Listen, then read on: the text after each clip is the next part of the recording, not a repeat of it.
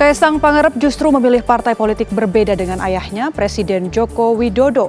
Meski berbeda partai, ternyata Presiden Jokowi tetap merestui Kaisang dengan sepenuh hati. Informasi ini bersama kabar menarik lainnya akan kami hadirkan 30 menit ke depan bersama saya, Anggia Eboni. Inilah kabar pemilu.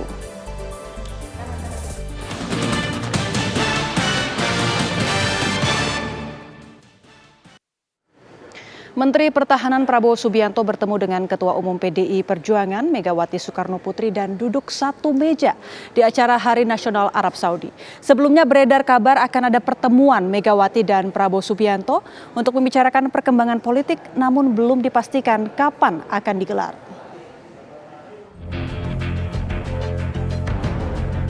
Menteri Pertahanan Prabowo Subianto menghadiri acara Hari Nasional Arab Saudi di Jakarta. Di acara ini, Prabowo Subianto duduk satu meja dengan Presiden RI kelima sekaligus Ketua Umum PDI Perjuangan Megawati Soekarno Putri. Di acara tersebut pula, Prabowo sempat berbincang dengan Megawati. Meski begitu, Prabowo enggan membahas obrolannya dengan Ketua Umum PDIP Megawati Soekarno Putri. Prabowo berkilah obrolan tersebut hanya seputar Hari Nasional Arab Saudi ke-93. Sebelah sama Bu Mega itu ada obrolan apa nih Pak di acara Arab Saudi tadi? Itu kan Hari Nasional Arab Saudi, ya. Ya, oke. Pertemuan Mega dengan Prabowo ditanggapi positif bakal calon Presiden Ganjar Pranowo. Ganjar menyatakan pertemuan dua tokoh tersebut baik untuk kepentingan bangsa. Kalau para pemimpin duduk bareng kan bagus. Mas Kaisang katanya di luar PSI gimana? Baik untuk bangsa dan negara. Sementara itu, politikus Partai Gerindra Ahmad Riza Patria juga menanggapi positif pertemuan Prabowo dan Megawati. Ia menyatakan bahwa Prabowo Subianto siap untuk bertemu langsung dengan Megawati Soekarno Putri untuk membicarakan masalah bangsa. Bapak Prabowo Subianto dengan Ibu Megawati Soekarno Putri bisa duduk dalam satu meja berbincang-bincang. Tentu Bapak Prabowo senantiasa siap untuk dapat bertemu langsung dengan Ibu Megawati, membahas kepentingan bangsa, kepentingan negara, dan kepentingan seluruh rakyat Indonesia. Hubungan antara Bapak Prabowo dan Ibu Megawati selama ini sangat baik, dan juga PDIP dengan Partai Gerindra juga baik. Sebelumnya beredar kabar akan ada pertemuan Megawati dengan Prabowo Subianto untuk membicarakan perkembangan politik. Namun hingga saat ini belum dipastikan kapan akan digelar. Dari Jakarta, tim TV One mengabarkan. Wacana dua poros pada Pilpres 2024 kembali mencuat. Ketua DPP PDI Perjuangan Puan Maharani menegaskan wacana tersebut bukanlah hal yang tidak mungkin. Sementara itu pihak Partai Gerindra menegaskan bahwa Gerindra sudah sepakat untuk menjadikan Prabowo Subianto sebagai calon presiden.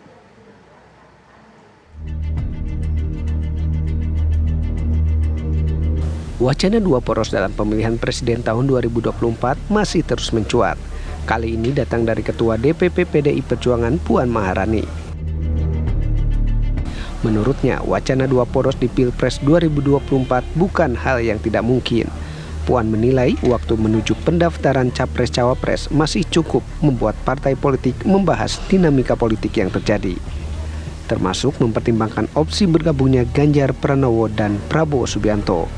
Menurut Puan, setiap partai politik pasti sudah memiliki hitungannya masing-masing.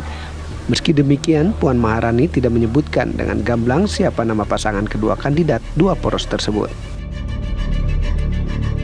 Pembicaraan terkait dengan hal itu tentu saja kita buka lebar, berdiskusi, kita semua partai juga mempunyai hitung-hitungannya, apakah kalau dua poros akan menjadi lebih baik untuk bangsa dan negara, apakah kansnya dalam menyatukan bangsa dan negara ini sehingga tidak terpecah-pecah akan semakin lebih sedikit gitu kan, jadi baik untuk pesta demokrasi yang akan datang. Kita semua punya hitung-hitungannya, jadi bukan suatu hal yang tidak mungkin dua poros itu. Namun siapa dan bagaimana yang itu tentu saja harus dipertimbangkan kembali. Sementara itu, politikus Partai Gerindra Ahmad Riza Patria menyatakan dengan tegas bahwa Gerindra sudah memutuskan menjadikan Prabowo Subianto sebagai calon presiden, bukan calon wakil presiden. Terkait wacana Prabowo Ganjar atau Ganjar Prabowo, perlu kami sampaikan, di internal Partai Gerindra sudah putus dan sepakat melalui konstitusi internal kami telah memutuskan Bapak Prabowo Subianto sebagai calon presiden 2024-2029. Terlebih Koalisi Indonesia Maju yang terdiri dari 9 partai parlemen maupun non-parlemen sudah juga sepakat untuk mengusung Bapak Prabowo sebagai calon presiden. Wacana atau ide dua poros di Pilpres 2024 digaungkan dengan mempertimbangkan agar pemilu berjalan damai dan demokrasi di Indonesia dapat berjalan dengan baik. Dari Jakarta, tim TV One mengabarkan.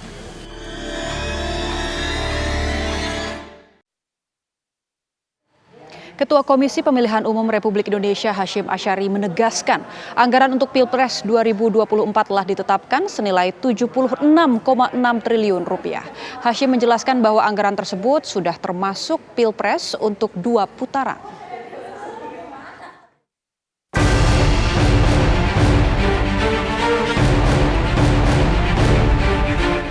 Gelaran pemilu serentak tinggal menghitung bulan. Perhelatan Pesta Demokrasi 5 tahunan tersebut diproyeksikan menghabiskan dana yang tidak sedikit. Setidaknya dalam rapat dengar pendapat antara Komisi 2 DPR dan KPU disepakati anggaran pemilu serentak 2024 sebesar 76,6 triliun rupiah. Jumlah fantastis itu disebut dicairkan bertahap melihat situasi perhelatan pemilu mendatang. Pencairan disetujui berdasarkan tahapan putaran pemilu, khususnya pemilihan presiden yang bisa berlangsung 2 putaran. Hal tersebut sempat memunculkan spekulasi bahwa anggaran yang disiapkan pemerintah untuk pemilu 2024 hanya cukup untuk 1 putaran. Kondisi ini sempat menimbulkan polemik dan juga memicu bantahan dari berbagai pihak, termasuk Presiden Joko Widodo. Ketua KPU Hasyim Asyari menegaskan bahwa anggaran untuk Pilpres 2024 senilai 76,6 triliun rupiah sudah termasuk untuk putaran kedua Pilpres. Anggaran yang dianggarkan kan 76,6 triliun itu sudah termasuk Pilpres putaran kedua, gitu loh. Itu sudah disetujui bersama antara pemerintah, DPR dan KPU. Demikian juga Badan Anggaran juga sudah menyetujui. Nah, soal dicairkannya kapan itu kan tergantung apakah syarat Pilpres putaran kedua terjadi apa enggak. Hasyim menyebutkan pencairan dananya akan menunggu kepastian apakah Pilpres akan berjalan 2 putaran atau tidak. Hasyim juga menambahkan belanja anggaran pemilu akan banyak teralokasi untuk petugas penyelenggara pemilu di lapangan. Pihaknya masih akan mengkaji apakah akan menggunakan petugas yang sama semua pemilihan yang digelar serentak mulai dari pemilu legislatif, pemilihan kepala daerah hingga pemilihan presiden untuk menghemat anggaran. Sedang kita kaji, Mas. Karena kan mengerjakan 2 hal yang berbeda. Satu mengerjakan pemilu, satu mengerjakan pilkada. Anggarannya kan juga beda. Pemilu anggarannya berasal atau bersumber dari APBN, kalau pilkada bersumber dari APBD. Jadi jadi ada kemungkinan misalkan rekrut penyelenggara badan ad hoc yang baru bisa jadi melanjutkan saja yang sudah ada, tapi kemudian beban kerjanya bertambah ya. Maka kalau memang tetap itu harus kita pikirkan juga mengerjakan 2 hal yang berbeda, bebannya berat, kemudian kemungkinan untuk mendapatkan honor dari APBD. Cukup. Sebelumnya, Kementerian Dalam Negeri juga memberikan jaminan ketersediaan anggaran jika pemilu 2024 terjadi 2 putaran. Kemendagri memastikan Pilpres akan dibiayai APBN, sedangkan Pilkada akan dibiayai APBD. Dari Jakarta, Haidar Faisal, Junaidi Saifuddin, TV mengabarkan.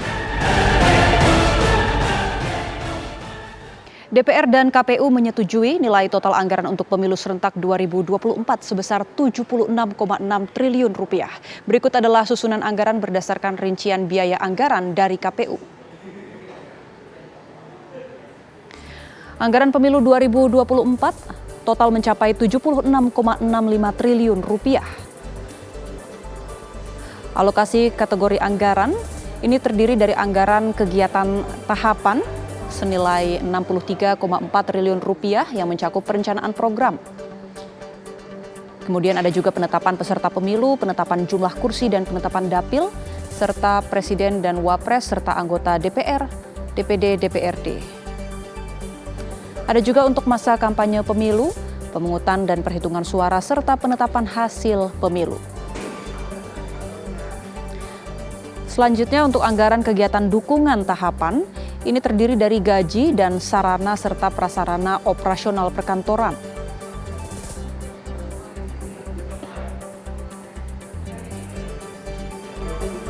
Pemirsa, Anies Baswedan menemui sejumlah sopir angkutan kota yang beroperasi di Kota Bogor, Jawa Barat.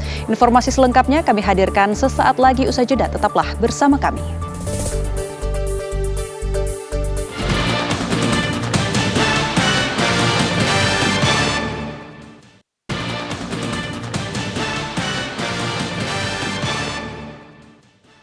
Kembali di kabar pemilu, pemirsa, menjadi Ketua Umum Partai Solidaritas Indonesia PSI, Kaisang Pangarep justru memilih partai politik berbeda dengan ayahnya, Presiden Joko Widodo.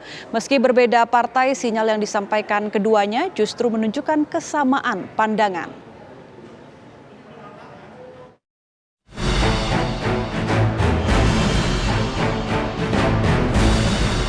Putra bungsu Presiden Joko Widodo, Kaisang Pangarep, resmi menduduki tahta Ketua Umum Partai Solidaritas Indonesia PSI. Tak harus menunggu lama menjadi orang nomor 1 di PSI, Kaisang hanya butuh 2 hari setelah dirinya menerima KTA PSI. Anak bungsu Presiden Jokowi ini memilih jalan berbeda dari kedua orang terdekatnya, Gibran Rakabuming Raka dan Bobi Nasution, yang terlebih dahulu masuk ke partai yang sama dengan sang ayah, PDI Perjuangan. Meski berbeda partai, pernyataan Kaisang justru menyiratkan kesamaan pandangan politik dengan ayahnya. Kaisang juga mengaku bahwa Joko Widodo menjadi panutan dalam perjalanan karir politik. Saya ingin mengikuti jejak beliau untuk berpolitik untuk kebaikan.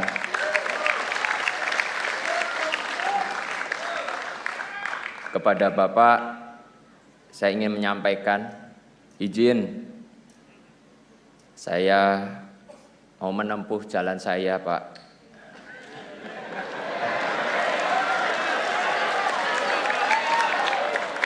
Semoga Gusti Allah memberkahi jalan yang saya pilih ini.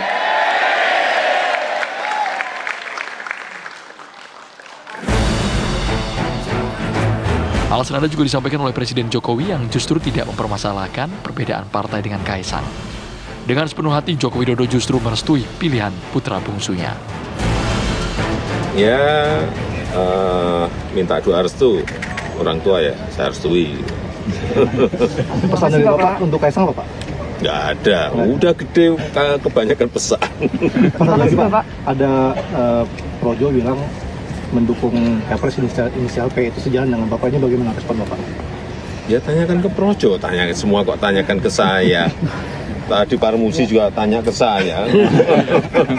Janganlah, ini kedaulatan itu ada di tangan rakyat, yang memilih itu rakyat. Ya ditanyakan langsung aja ke rakyat. Itu. Dalam jangka pendek, kesamaan visi dan pilihan politik Kaisang dan Joko Widodo terlihat dari pilihan calon presiden yang akan didukung. Sama seperti ayahnya, Kaisang juga belum memutuskan apakah akan mendukung Prabowo Subianto atau Ganjar Pranowo. Tim TV One mengabarkan. Bakal calon Presiden Anies Baswedan menemui sejumlah sopir angkutan kota yang beroperasi di Kota Bogor, Jawa Barat. Saat bertemu para sopir angkot, bakal calon presiden yang diusung Partai Nasdem, PKS dan PKB ini memamerkan keberhasilan Jaklingko yang diterapkan di Jakarta.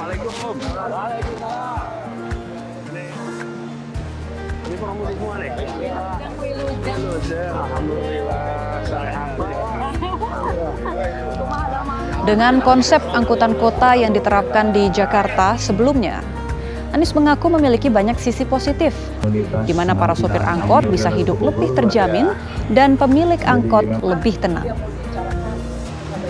Dalam kesempatan ini, Anies juga menerima masukan dari organisasi angkutan darat atau Organda Kota Bogor dan para sopir angkot. Saya ngobrol dengan pengelola angkot, pengelola metro Pandanaran itu, kira-kira jumlahnya lebih 25. Pas pertemuan pertama gini, kemajuan kota, salah satunya adalah kendaraan umum. kendaraan umumnya ada tidak? Yang kedua, menjangkau semua tidak? Berapa persen penduduk yang menggunakan kendaraan umum? Semakin banyak penduduk pakai kendaraan umum, semakin luas jangkauan kendaraan umum, maka kota itu makin maju, makin modern. Doain Bapak-Ibu sekalian, biar ini bisa kita tuntaskan. Amin. Insya Allah nanti terminal ini jadi kembali terminal yang terbaik. Terminal yang orang bekerja di sini nyaman, bisa hidupnya. Bakal calon Presiden Ganjar Pranowo mengunjungi Pondok Pesantren Nurul Islam di Kota Pasuruan, Jawa Timur. Cawapres yang diusung PDIP, P3, Partai Hanura dan Perindo ini langsung diserbu pendukungnya yang ingin berfoto dan bersalaman dengan dirinya. Ganjar mengklaim dapat meraup suara dari warga Nahdien di Jawa Timur dalam pertarungan pilihan Presiden 2024 mendatang. Selain itu, Ganjar juga mengaku warga Nahdien merupakan pendukungnya sejak lama.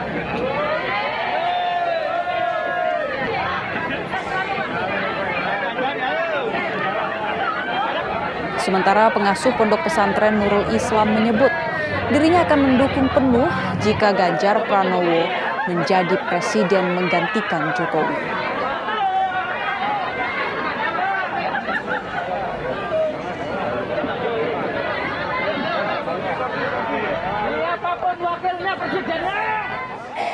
Sementara itu, pemirsa, bakal calon Wakil Presiden Anies Baswedan, Muhaimin Iskandar menghadiri acara bersolawat bersama Habib Syekh yang dilaksanakan di Desa Pabean, Kecamatan Sedati, Kabupaten Sidoarjo, Jawa Timur.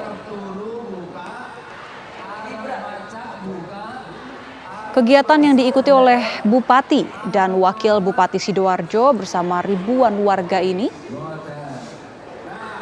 Muhaimin optimistis bahwa Anies bersama dirinya akan meraup kemenangan mutlak di Jawa Timur pada Pilpres 2024 mendatang. Caimin segera menetapkan tim pemenangan paling lambat akhir bulan September. Namun dirinya belum dapat memastikan siapa tokoh dari Nahdlatul Ulama yang akan turut berjuang, termasuk mengajak Khofifah Indar Parawansa Gubernur Jawa Timur untuk memenangkan suara di kawasan Jawa Timur.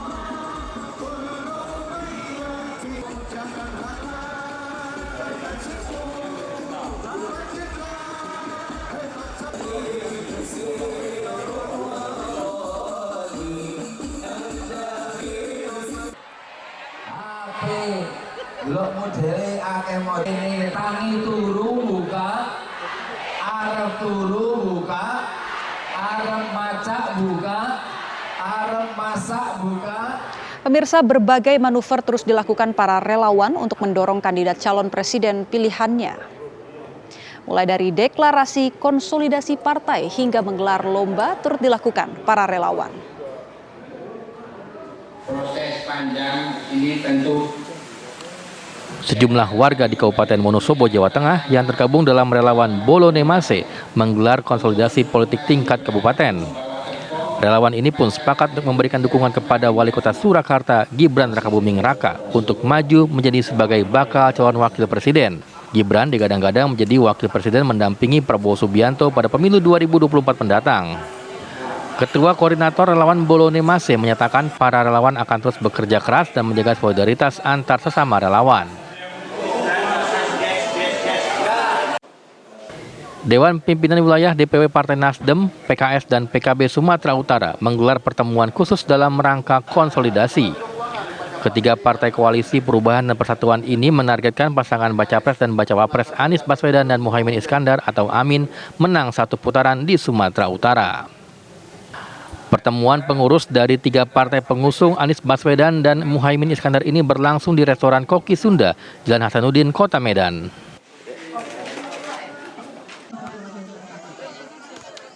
Sri Kandi Ganjar, Kalimantan Tengah mengadakan kegiatan lomba voli bersama puluhan perempuan di Desa Pilang, Kecamatan Jebiren, Kabupaten Pulang Pisau, Kalimantan Tengah. Warga tampak antusias untuk mengikuti kegiatan lomba voli tersebut. Selain menggelar lomba, para relawan juga memperkenalkan sosok calon presiden Ganjar Pranowo yang juga sering berolahraga.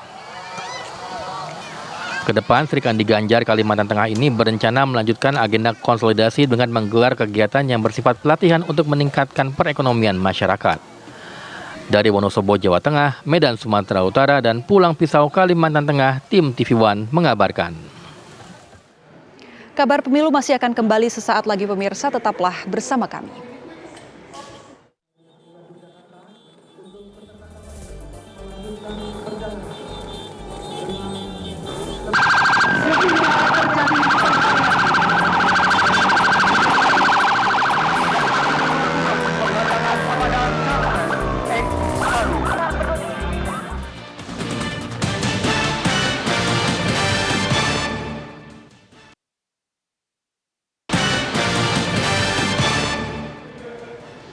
Rombongan calon presiden yang akan berkampanye di Yogyakarta tiba-tiba dihadang massa pendukung capres lain.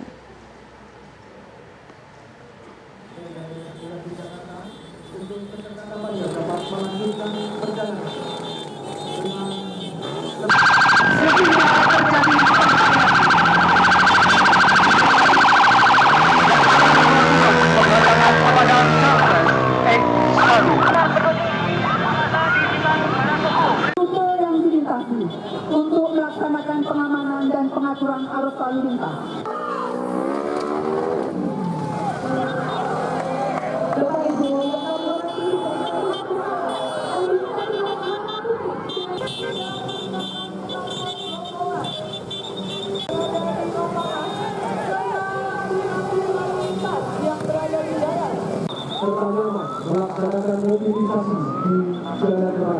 Polisi yang mengawal terjebak di antara massa dan tidak bisa melanjutkan perjalanan.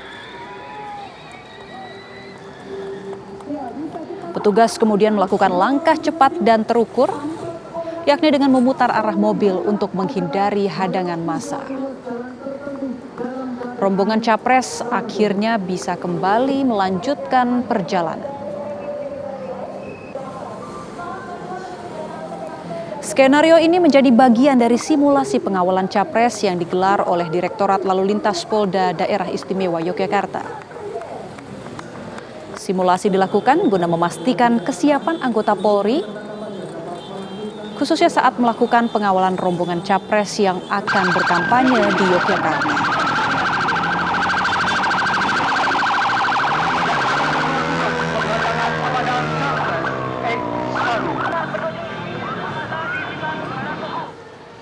Ya, kita ke kabar selanjutnya pemirsa. Pemerintah DKI Jakarta menggelar apel integritas secara daring guna menjaga netralitas dalam pemilu 2024 mendatang. Berlokasi di halaman Kecamatan Tanah Abang, Jakarta Pusat, seluruh ASN tingkat kecamatan menggelar apel serentak se-Jakarta Pusat dengan pembina apel Wali Kota Jakarta Pusat, Dani Sukma, yang memimpin dari kantor Wali Kota Jakarta Pusat. Dalam apel integritas kali ini dilakukan secara daring dengan pembacaan ikrar dan penandatanganan perjanjian bagi seluruh ASN untuk menjalankan aturan secara netral dan tidak ada paksaan untuk menghadapi pemilu serta pemilu kada pada 2024 mendatang.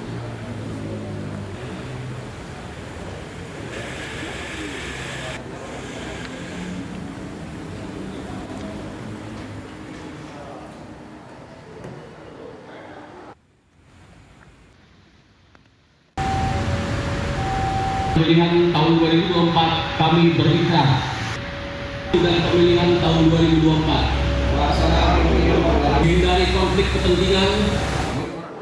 Ya pemirsa, informasi tadi sekaligus menutup jumpa kita di kabar pemilu hari ini. Akhir kata mewakili segenap tim yang bertugas, saya Anggia Eboni pamit undur diri. Terima kasih atas kebersamaan Anda. Sampai jumpa.